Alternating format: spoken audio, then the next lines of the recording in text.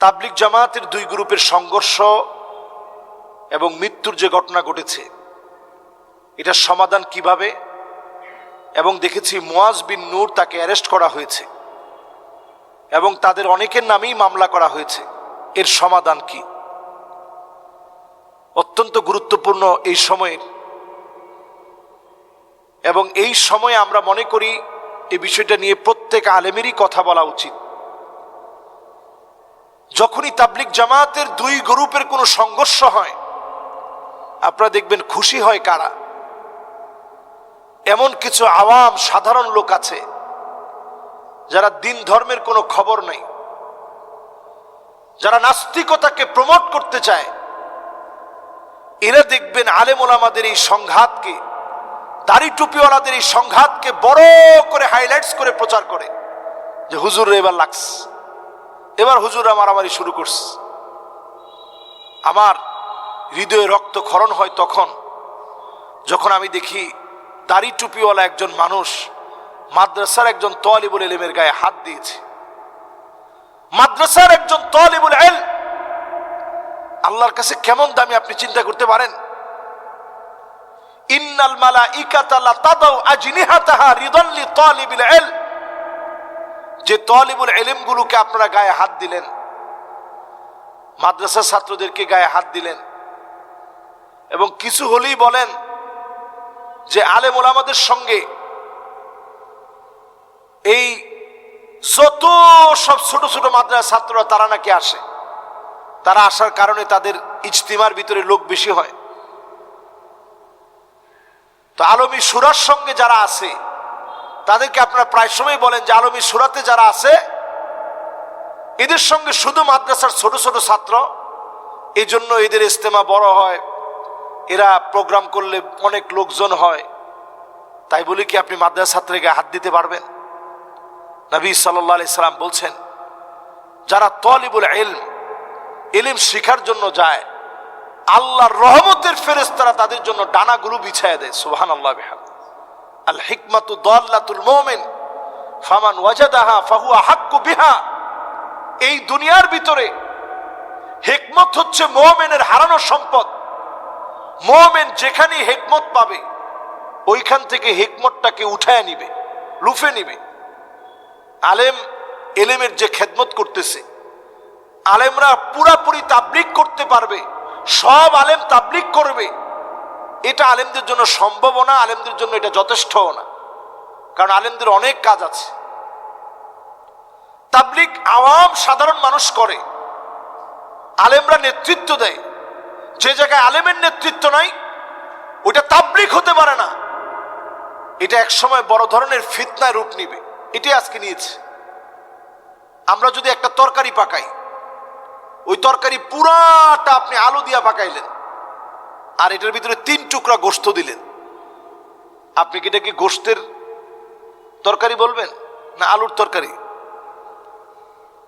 পুরাটার ভিতরে আপনি 2 কেজি দিলেন আলু আর 3 টুকরা দিলেন গোশত, আপনি যেমন এটাকে গোশতের তরকারি বলতে পারবেন না। অনেক সময় সাতপন্থী যারা আছে এরা প্রায় সময় বলে আমাদের সাথেও তো আলেম আছে। আরে ভাই, আপনার সাথে আলেম আছে আর প্রতিনিয়ত আলেমরা আপনাদেরকে পরামর্শ দিচ্ছে। আপনার সাথে আলেম আছে, ওইটা ওই আলুর তরকারির মতো পুরা পাতিল ভর্তি আপনি আলু দিয়ে 3 টুকরা আপনি গোশত দিলেন। সমস্ত আওয়ামের ভিতরে অল্প 4-5 জন আলেম যেমন যথেষ্ট নয়, ফিতনা ফাসাদের এই সময়ে আপনাদেরকে কে বোঝাবে? এই সংঘাত যদি আপনারা পরিহার না করেন, আমি পরিষ্কার আজকে বলি, মানসুরিন আলাল হক, আল্লাহ পাক আলেমদেরকে হকের উপরে বিজয়ী করবেন। নবীজি বারবার বললেন সাওয়াদুল আজম, ফিতনার সময় সাওয়াদুল আজমের সঙ্গে থাকতে নবীজি বললেন। অথচ আপনারা এখনো মারামারির মধ্যে লিপ্ত আছেন, কাটাকাটির মধ্যে লিপ্ত আছেন। কবে আপনাদের বুঝ আসবে? কবে মুসলমান ফিরে তাকাবে? যে নবীজি আমাদের জন্য এত কেঁদে গেলেন, এত হয়রান পেরেশান হলেন, আজকে ওই মুসলমান এক ভাই আরেক ভাইকে মারার পরে আনন্দ উল্লাস করতে পারে। যারা ইকরামুল মুসলিমিনের কথা বলতো, যারা এক প্লেটে খাবার খেত, যারা একসাথে বিছানা পেতে একই রকম যারা ঘুমাতো, সেই মানুষগুলো এত হিংস্র হয় কেমনে? আমি দেখলাম সাক্ষাৎকার দিতে গিয়ে বলতেছে, মা বাবার জন্য যেমন সব করতে পারি, ঠিক তেমনি সাদ সাহেবের জন্য আমরা সব করতে পারি। আচ্ছা, একজন সাদ সাহেব যদি দুনিয়ায় নাও আসতো, ইসলামের কি ক্ষতি হইতো? আমারে বলেন, কি ক্ষতি হইতো ইসলামের? একজন সাদ সাহেব দুনিয়ায় আসে নাই, উনি দুনিয়ায় জন্মগ্রহণ করেন নাই, উনার পুরো ফ্যামিলি আসে নাই, তাবলিগ জামাত প্রতিষ্ঠিত হয় নাই, ইসলাম ইসলামের জায়গায় থাকতো। আপনি মনে করেন না ইসলামকে আমার আপনার জন্য আল্লাহ ঠেকায় রাখবেন?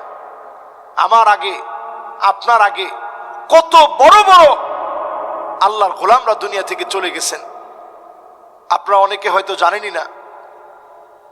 এমন এমন আলেম ছিল, জাকারিয়া আনসারী আলাইহির রহমা, ইমাম শাফি রাহিমাহুল্লাহর ছাত্র ছিলেন তিনি। তরমুজগুলা মানুষ ফেলে দিলে তিনি টুকিয়ে নিয়ে আসতেন, টুকায় নিয়ে এসে চামচ দিয়ে খুঁড়ায় খুঁড়ায় খুঁড়ায় খুঁড়ায় তিনি খেতেন, রাত্রিবেলায় ধুয়ে। উনার উপাধি কি জানেন? শাইখুল মুফাসসিরিন। সমস্ত শাইখুত তাফসীর, সমস্ত তাফসীর জগতের সবার যিনি অভিজ্ঞ অভিভাবক, উনি হচ্ছেন ইমাম শাফি রহমতুল্লাহর ছাত্র। ইমাম আবু ইউসুফ আলাইহির রহমা, ইমাম আবু হানিফা রহিমাহুল্লাহর ছাত্র যিনি, তিনি নিজে তরমুজ কুড়ায় এনে ওইগুলা থেকে মানুষ যেগুলা খেয়ে ফেলে দিছে, ওইগুলা থেকে তিনি কুড়িয়ে কুড়িয়ে খেতেন। ইসমাইল কাফফাল আশ-শাশি, কত বড় আলেম, কত কিতাব লিখছেন তিনি। সেই ইসমাইল কাফফাল আশ-শাশি, তিনি ওনার জীবনীতি একটু পড়ে দেখেন, ছোট ছোট তালা এখনো পর্যন্ত পাওয়া যায়। ওনার বাড়িতে আমি গেছি উজবেকিস্তানে, উজবেকিস্তানে গিয়ে ওনার বাড়ি আমি নিজের চোখে দেখেছি। ওনার বাড়ি, ওনার কবরস্থান, পাশেই ওই ছোট ছোট তালাগুলা সাজিয়ে রাখা আছে, যে তালাগুলা উনি বিক্রি করে চলতেন। ইবনে হাজার আসকালানি, তিনি ওনার জীবনীতে পড়ে দেখেন, হাতের মধ্যে ঠোসা পড়ে গেছে পাথরের কাজ করতে করতে।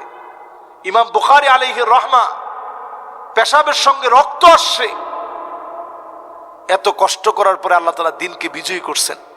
আমার আপনার মতো দু একজন ব্যক্তি না আসলে ইসলামের কিচ্ছু হতো না। আজকে বড় দুঃখজনক সত্য, এই তাবলীগকে আমরা আমাদের সম্পদ বানিয়ে ফেলেছি। আমরা মনে করি এটা আমাদের প্রপার্টি, এটা আমার লাগবেই।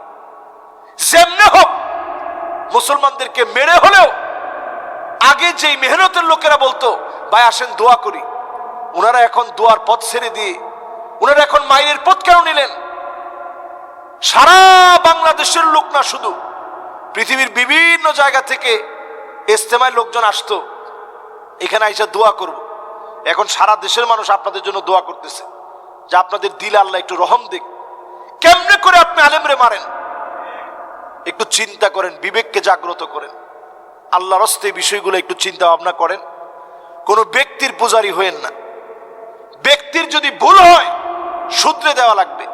হযরত ওমর রাদিয়াল্লাহু তাআলা আনহুর মতো শাসক যদি বলতে পারে, ইন্নী উল্লিতু আলাইকুম ওয়া লাস্তু বিখাইরিকুম, আমি তোমাদের নেতা নির্বাচিত হয়েছি, আমি খলিফা হয়েছি, তোমাদের চাইতে সেরা হয়ে যায়নি, ভুল হইলে ভুল ধরায় দিবা।